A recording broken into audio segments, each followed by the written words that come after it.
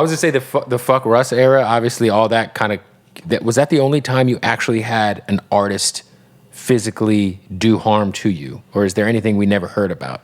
Well, Russ didn't do any harm. It was his guy, right? Yeah, I was just like at the nail salon around the corner from my store at the time, and I remember it was some kind of like goth boy clique event or some shit. Like Jesus, that sounds like a terrible thing. So basically, you have like a shitload of zanned out goth kids hanging out at the store, right?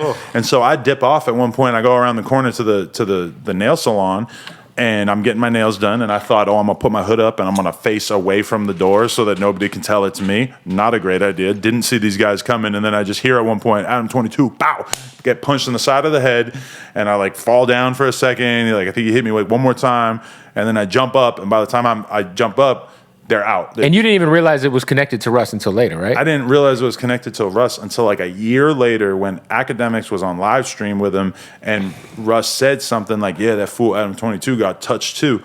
But like, it was breaking up on the recording of the stream, but Ack knew what he said. So Ack told me, he goes, this is what Russ said, and immediately it clicks in my head like, oh my God, the Nigerians. Because Russ is always talking about his Nigerian homies and shit, and I'm like, oh my God, those guys were Nigerian. Like, I got beat up by a couple of Nigerians that Russ sent through. And so then all of a sudden it made sense, and I remember I sat on it and thought about it for a couple of days, and then one day I was like, you know what, I might as well just use this shit for some clout. So I just go on Twitter and start being like, hey, fuck Russ, yada, yada, yada. And hey, I feel like his campaign of beating up rappers that talk shit about him worked, because nobody says it no more.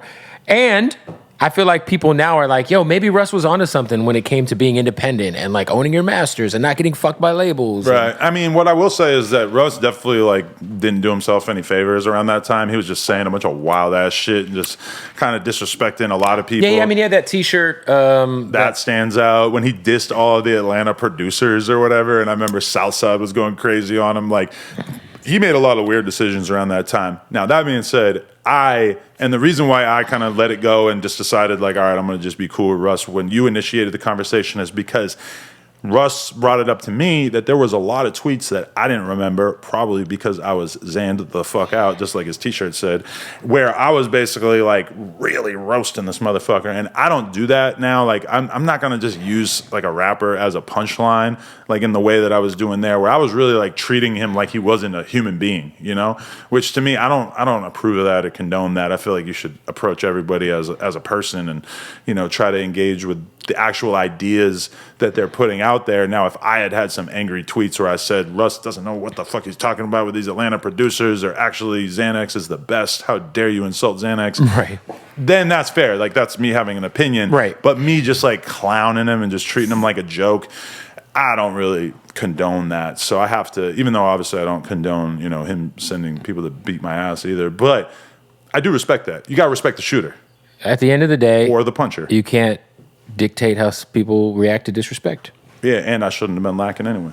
Shouldn't have been lacking. Because, man, you imagine another version of that story where I pull out the thing and just then you smoke two random dudes and you're like, and you find out a year later and they were Russ's homies. It's not going to take a year. The cops are going to go through their phone and be like, oh shit, Russ sent these guys to do this. And then, I mean, that's the alternate like realistically, that's how that story would probably play out today. So I'm kind of thankful that I learned that lesson early on.